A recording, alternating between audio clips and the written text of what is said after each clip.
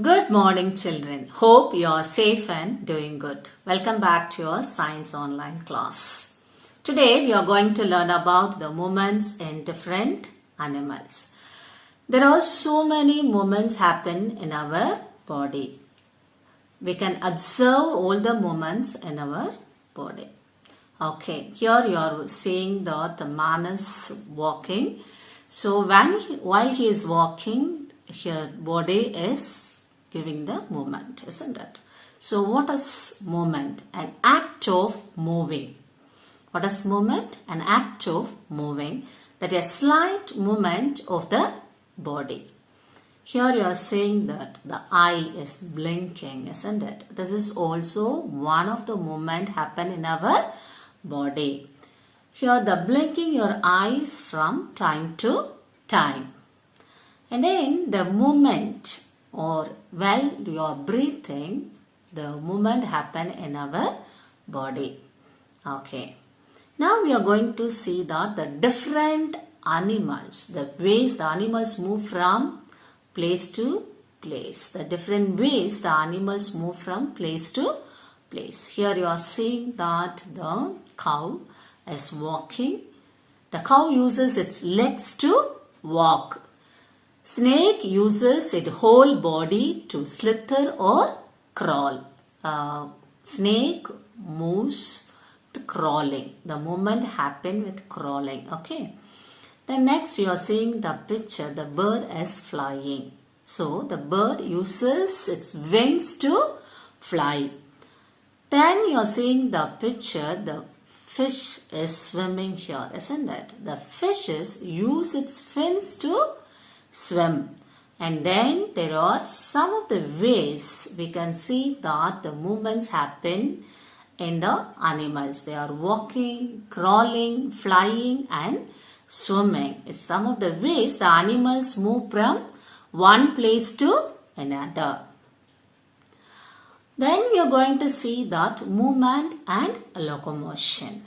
Okay, this is they are similar. Movement and locomotion gives the similar meaning, but in 2 or 3 ways they are different each other. Okay, the first we have to see that the movement, you know the definition, the act of changing the place or position by one or more parts of the body. And then the movement helps to perform necessary functions in our body. That is one such that is pumping of blood to different parts of the body in an organism. Okay. And then it involves both voluntary and involuntary action. The movement involves both voluntary and involuntary actions. Walking is an example of voluntary movement. Walking is an example of voluntary movement. And then breathing is an example of involuntary movement. Okay, then we can see that the locomotion. So what is locomotion? Movement of organism from one place to another is known as locomotion. Okay, this locomotion helps an organism to find food, avoid harsh weather condition, escape from their predator, etc. Okay, these are the help for the locomotion. And then here you are saying walking, running, and then swimming is an example for locomotion. Okay. Now we are going to see the difference between locomotion and movement. So locomotion and movement. Locomotion is the movement of an organism from one place to another, isn't it? Yes.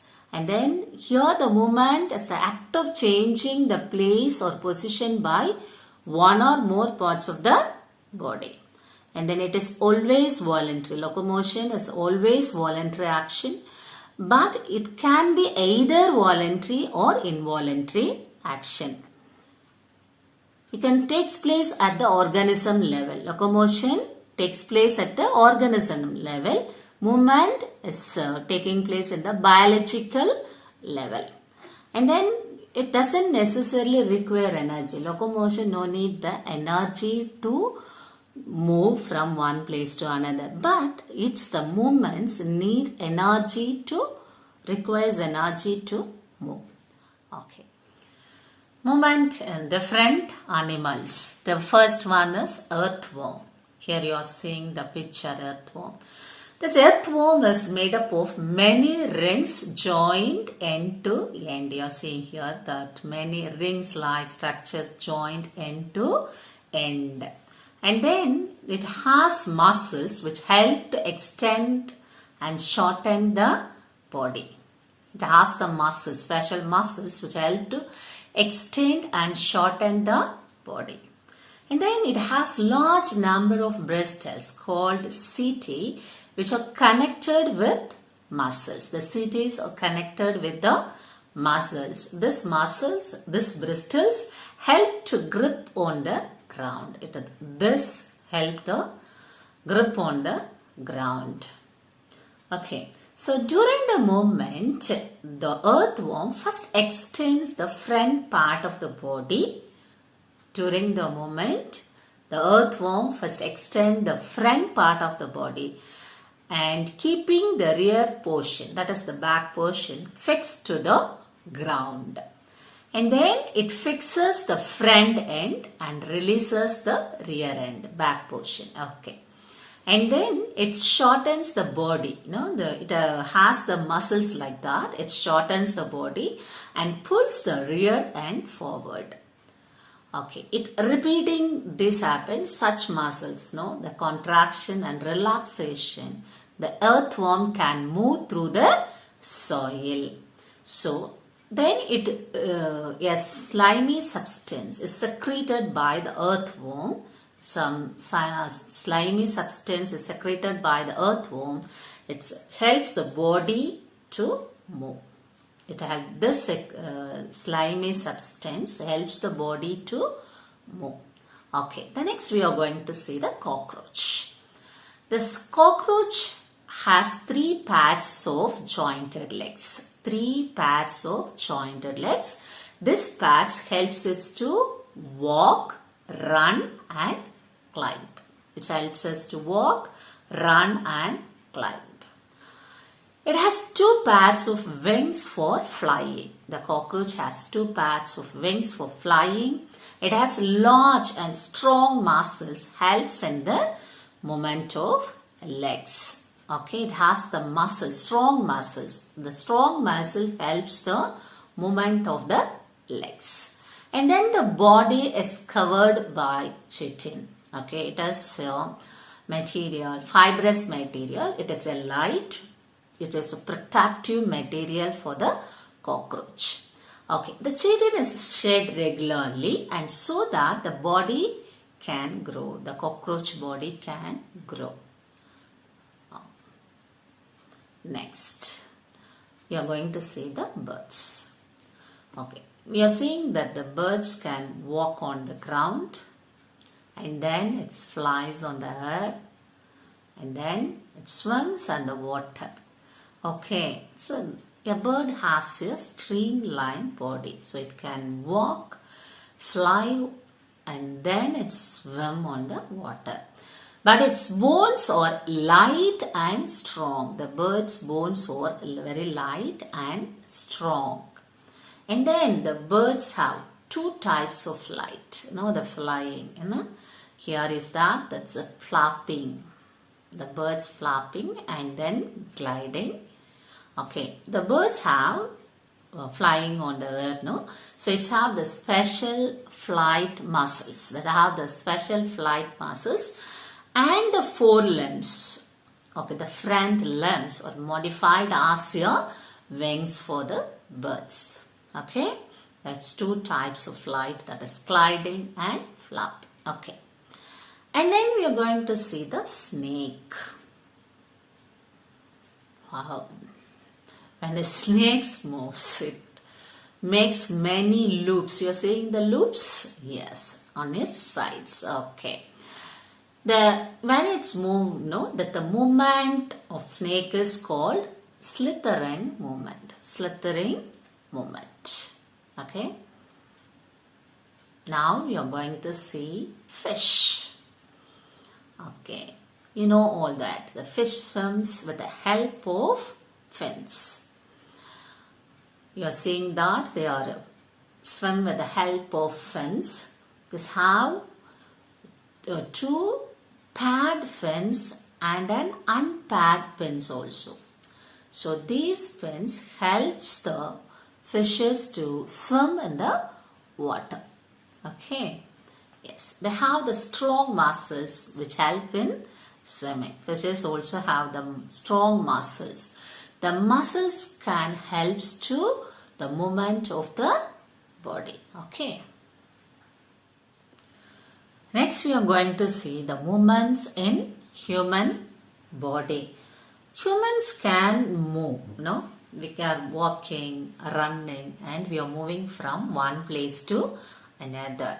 Some of the parts of the body can move in all direction, but some parts can move only in one direction. Yes? Okay. Then you can see that our body is made up of the one framework of bones, isn't it? Your body is made up of bones. That framework is called skeleton. Okay. And then the movement of some organs happens because of the combined action of bones and muscles. Some of the organs moved with the help of the combined action of bones and muscles. We can see some of the movements of the body. Movement of eyelids and the movement of heart muscles. No, we are not seeing, but it happened.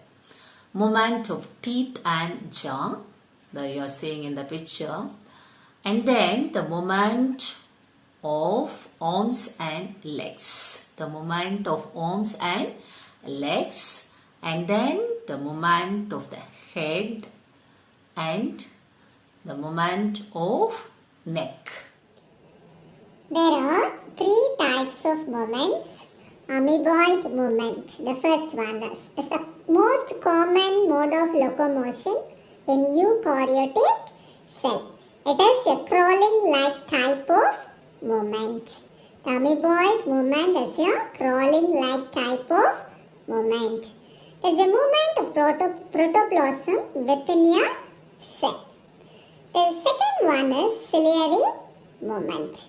This movement is brought about in cilia, which are hair-like extension of epithelium. The ciliary movement is the hair-like extension of epithelium. This kind of movements are seen with the cells of the lymphatic system. These kinds of movements are seen within the cells of the lymphatic system. Then the third one is muscular movement.